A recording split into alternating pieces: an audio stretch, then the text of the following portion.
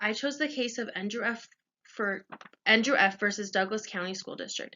The case was argued on January 11, 2017 and decided on March 22, 2017. The case was a breakthrough case for special education in a variety of ways. I will be presenting this for my EDU 306 class at Western. This case involves Andrew, who was a fifth grader at the time with autism. Andrew was engaging in behavior at school that were interfering more and more with his learning. The school district developed goals for Andrew's education in his individualized education plan. Although it's supposed to be individualized, this was a very one-size-fits-all program. Although this plan had made little progress, little progress was happening for his goals, and Andrew began to repeat the same goals each year instead of being able to set new ones. Soon, Andrew was abandoning his goals altogether and began regressing in his academics. While this was happening, the school never addressed his behaviors. His parents began to feel helpless and didn't know what to do. Before Andrew's fifth grade class started, they decided the best option would be a private school. Andrew was placed in the Firefly Autism House.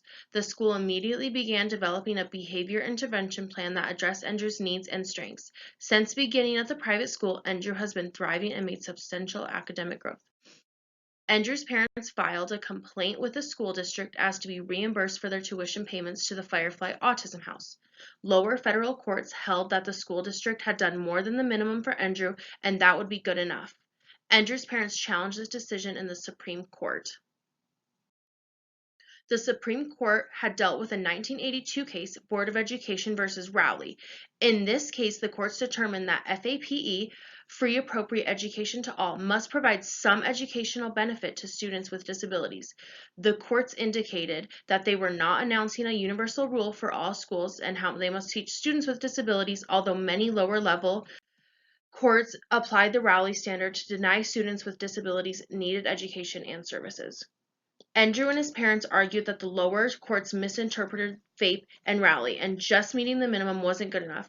I can see this dealing with protected speech and the First Amendment with them feeling comfortable enough to tell the courts that they were wrong.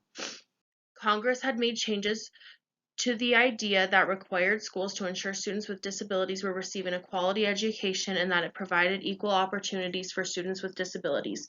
The case challenged the old ways of doing things, and they decided in a unanimous decision for Andrew F.